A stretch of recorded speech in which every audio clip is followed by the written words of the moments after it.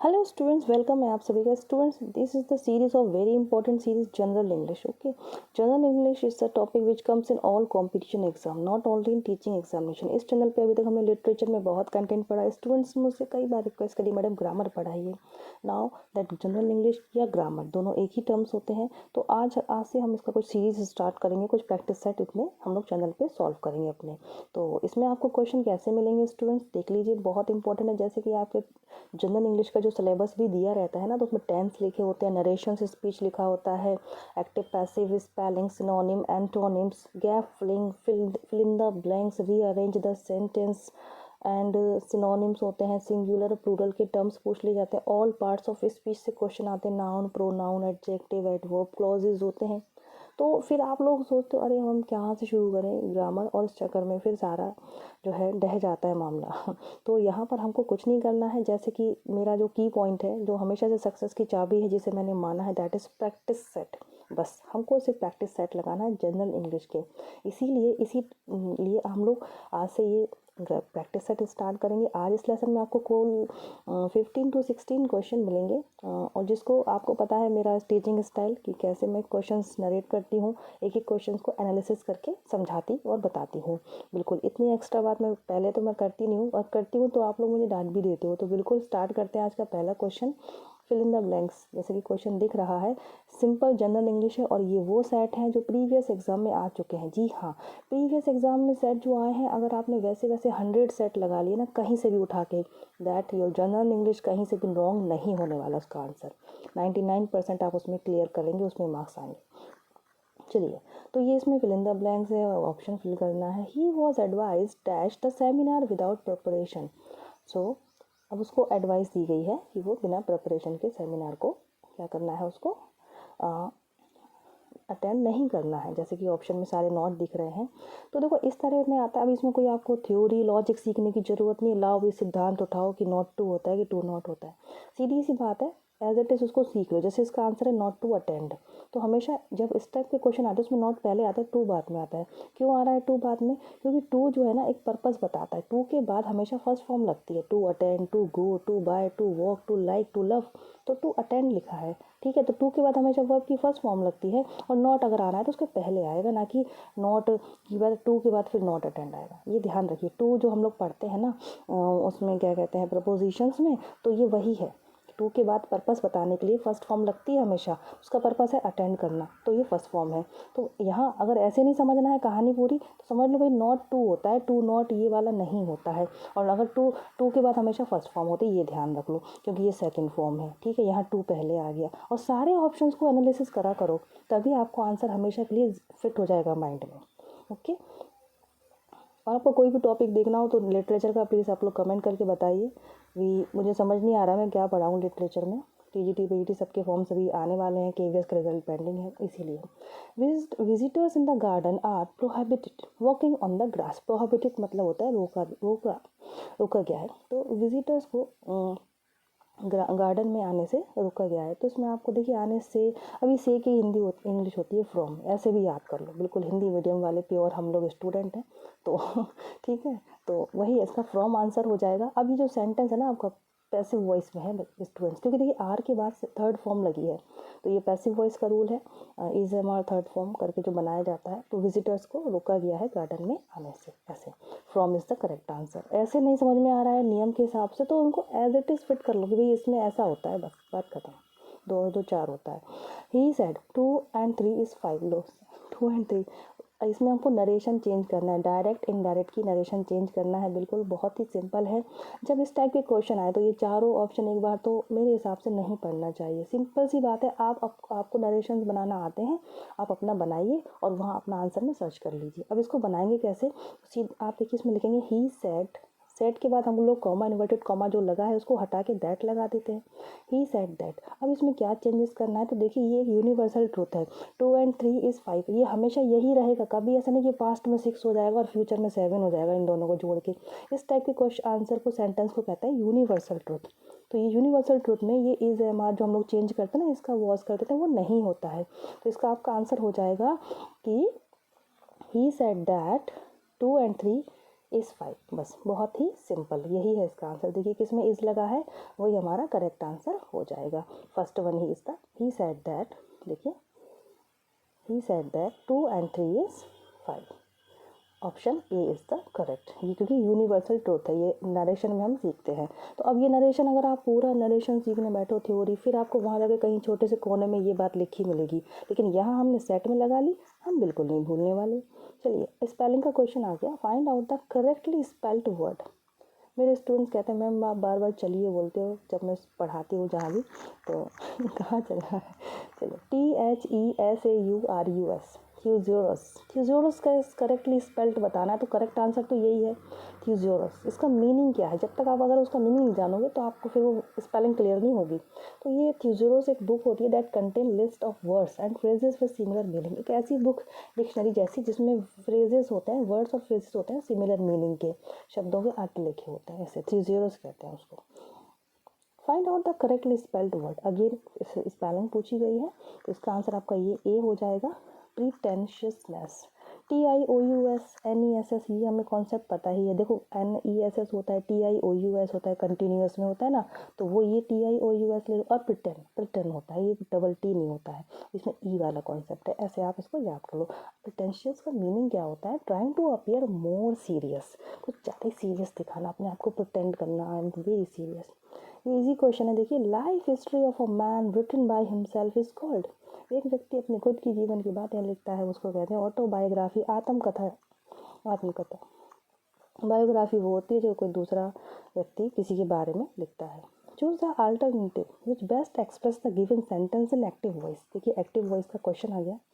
तो ये जो सेंटेंस है, ये जो it is being read by us, ये सेंटेंस है पैसिव का, इसको पैसिव किया गया था, इसका हमें एक्टिव बताना है। ठीक है, एक्टिव से पैसिव पूछते हैं, पर यहाँ पैसिव का एक्टिव पूछ रहे हैं, बिल्कुल सिंपल सी बात है। तो देखिए it is being read by us, अब इसका आंसर हो जाएगा वी आर रीडिंग इट। कैसे कैसे इसको बनाया गया होगा कि इट, ये जो है हमारा लिया गया होगा तो इट हो जाएगा, और इज़ बीइंग है रीड बाय अस, अस यानी कि वी होगा, ऑब्वियसली जब बनाते समय यहाँ वी होगा, और वी के साथ इज एम आर में से क्या आएगा, तो आर आएगा। ठीक है, वी आर और रीड है तो रीडिंग होगा, क्योंकि ये पास्ट प्रेजेंट कंटिन्यूअस है, एंड रीडिंग इट, ये इट है। और एक्टिव वॉइस में क्या होता है स्टूडेंट्स की, देखिए एक्टिव है ये, एक्टिव से पैसिव बनाते समय जो आपका ऑब्जेक्ट है उसको ले जाके हम लोग, देखिए मैं ऐसे समझा देती हूँ अच्छे से। ये जो आपका ऑब्जेक्ट है इसको पहले रख देते हैं इट। अब इट के बाद अगर यहाँ हेल्पिंग वर्ब देखो आर है, तो इज एम आर, तो जब आर प्लस ING होता है यानी प्रेजेंट कॉन्टिन्यूस टेंस होता है ना, तो उसको हम लोग इज एम आर को बीइंग लगा देते हैं। तो इट के साथ आर तो नहीं आएगा, इसके साथ इज आएगा, तो इट इज़ लग गया, देन बीइंग लग गया, यहाँ पर देखिए ये बीइंग हो गया, एंड देन रीड, यहाँ पे ये थर्ड फॉर्म है वर्ब का। ठीक है, पैसिव में हमेशा वर्ब की थर्ड फॉर्म लगती है। जो भी यहाँ कुछ भी दिया गया, reading, read, what ever, write, wrote, written, कुछ भी लिखा हो, बट यहाँ ले जाके हमें उसे थर्ड फॉर्म में ही रखना है, और फिर उसको लास्ट में ऑब्जेक्ट। तो एक्टिव पैसिव, और भी जब हमारे सामने ऑप्शंस आएंगे तो हम इसी तरह एग्जाम्पल के माध्यम से सीखेंगे। नेक्स्ट ये देखिए इडियम फ्रेजेस से क्वेश्चन आया है, मुहावरे का अर्थ बताना है। He had a hair breath escape from the accident. कभी कभी ना इनको कितने हम याद करें, बहुत होते हैं, और ये हमारी जो डिक्शन है प्लस हमारी जो स्पीच है, इंग्लिश स्पीकिंग को बहुत इन्हेंस करते हैं, बहुत इम्प्रेसिव बनाते हैं इडियम फ्रेजेस। तो यहाँ बता रहे हैं he had here breath escape from the accident, इसका आंसर है नैरो। तो देखो एक्सीडेंट से वो बिल्कुल बाल बाल बचा, ये बताना चाह रहे हैं, बाल बाल, ठीक है ना, वही हेयर ब्रेथ तो मतलब बहुत ही नैरोली वो बच गया है, ना कि उसने फाइटिंग करी। अच्छा वेरी सेफ मत जाइएगा, इसका नैरो आंसर हो जाएगा। Next is select the correct antonyms. Antonyms यानी कि विलोम शब्द, विलोम शब्द जो होते हैं। क्यूजन का एंटोनिम क्या है, क्यूजन मीन्स होता है डल, आलसी, तो इसका जो एंटोनिम हो जाएगा वो है एक्टिव। Answer B. इनको एज इट इज़ आप लर्न कीजिए, कनेक्ट करके याद कीजिए, कैसे भी, ठीक है, सबका अपना अपना स्टाइल होता है। यहाँ पर देख लीजिए क्यूजेंट है, क्यू मतलब साइलेंट है, क्यूज है ना, रुका हुआ है, तो एक्टिव कर दिया। Select the correct synonyms of the given word. Synonyms यानी पर्यायवाची है, उसका मीनिंग बताना है। तो सिंथिलेटिंग, सिंथिलेटिंग मीन्स होता है चमकना, किरणें बिखेर देना एकदम, तो छितरा देना बढ़िया से, लाइटिंग। तो ग्लिटरिंग उसका आंसर हो जाएगा, चमक बिखेरना। सिनोनिम यानी कि पर्यायवाची। Which of the following words is plural, इनमें से कौन सा शब्द है जो प्लूरल है। तो आंसर इज बी, बिल्कुल एनालिसिस और इन सब में जो एस लगा है इस पर नहीं जाएगा, ऐसे ही घुमाने वाले क्वेश्चन आते हैं। क्राइटेरिया एक प्लूरल वर्ड है, इसका सिंगुलर होता है क्राइटेरियन, CRITERION, ये होता है इसका सिंगुलर वर्ड क्राइटेरियन, ये मोस्ट इंपॉर्टेंट है, इसको अलग से थोड़ा सा समझ लीजिए, सेट कर लीजिए। Next question is which of the following alternative is grammatically correct, grammatically कौन सा करेक्ट है? ऑल दीज मैन, ठीक है, ये सभी मैन, मैन MEN क्योंकि सारे हैं तो प्लूरल है, मैन का प्लूरल MEN होता है, एस नहीं लगता है, ए सिंगुलर वाला होता है, आर जेंटल, ठीक है, तो यह इसी पे ही फंसा है मामला, देख लीजिए। और यहाँ पर इन्होंने दिस लिख दिया, दिस की जगह, तो all these men are gentle, this is the correct, grammatically correct. fill in the blank in the following sentence, तो भर देंगे हम, क्या दिक्कत है। The teacher has been teaching for an hour, teacher जो है एक घंटे से टीच कर रहे हैं। ये सेंटेंस कौन सा है पता है, इसमें टेंस कौन सा है, इसमें टेंस है आपका प्रेजेंट परफेक्ट कॉन्टिन्यूस, ठीक है, प्रेजेंट परफेक्ट कॉन्टिन्यूस की पहचान होती है, उसमें हैज़ हैव होता है, हैज़ बीन होता है, ING होता है, प्लस टाइम दिया होता है, इसमें आवर दिया गया है ना, 1 घंटे का टाइम दिया गया है, that is present perfect continuous time, ठीक है।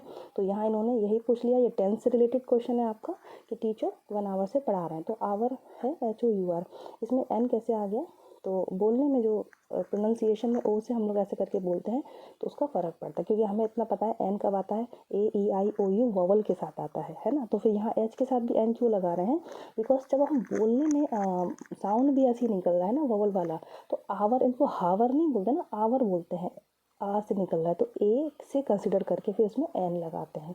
और नहीं समझ में आ रहा है इतनी कहानी तो मैं याद कर लो, आवर के साथ हमेशा एन लगता है, बस ए नहीं लगता है। तो जब the following is wrongly spelled, इसमें से कौन सा गलत है, देखिए ये इजी है, देखो बिलीव में हम बिलीव करते हैं, ये हमेशा मैटर, इसमें कहाँ क्वेश्चन बनता है आई और ई का, ई पहले है या आई पहले है, सब में यही चीज़ के हिसाब से पूछा जा रहा है यहाँ पे, मेन आप समझ लीजिए पहली बात तो बिलीव यानी कि एल के बाद आई आएगा या ई आएगा, तो वही बिलीव हम अपने ऊपर बहुत करते हैं, ऐसे याद कर लो, तो आई पहले आता है बिलीव में, तो बिलीव एंड रिलीव तीनों ही सही हैं, गलत है आपका डिसीव, यानी वो धोखा देना है, तो धोखा नहीं देते हैं अपने आप को, यानी कि सी के बाद इसमें ई पहले आता है, इतना ध्यान रख लेंगे, तो डिसीव का आपका करेक्ट स्पेलिंग हो जाएगा DECEIVE, ऐसे याद कर लीजिए, ठीक है। Okay, next is to passive voice, अब एक्टिव वॉइस है, इसको पैसिव वॉइस में चेंज करना है, जैसे नरेशन में करना है, आपको बनाना आता है, नियम पता है, तो आप एक पेज पे सिंपली पेन से अपना आंसर लिख लीजिए और वो आंसर इन चारों में सर्च कर लीजिए, जैसे कि all his friends laugh at him, okay, तो इसका आंसर क्या हो जाएगा, देखिए ही वॉज लाफ्ड, जैसे हिम का ही हो गया, ही एंड लाफ्ड है, ये लाफ्ड कौन सी फॉर्म है, सेकंड फॉर्म है, जब यहाँ सेकंड फॉर्म होती है तो जब उसका हम पैसिव बनाते हैं तो वॉज या वर लेते हैं, तो ठीक है, ही वॉज लाफ्ड, ये थर्ड फॉर्म है, क्योंकि वॉज के साथ थर्ड फॉर्म ली, लाफ्ड की सेकंड थर्ड फॉर्म यही होती है लाफ्ड, तो he was laughed at by all his friends, ठीक है, उसके ऊपर सबके द्वारा हंसा गया, ऐसे। Which of the following alternative given the meaning of the idiom phrases, idiom phrases बहुत इंपॉर्टेंट होते हैं और बहुत कनेक्टेड होते हैं, टची होते हैं, आपको वैसे ही मीनिंग समझ में आ जाएगा उनका।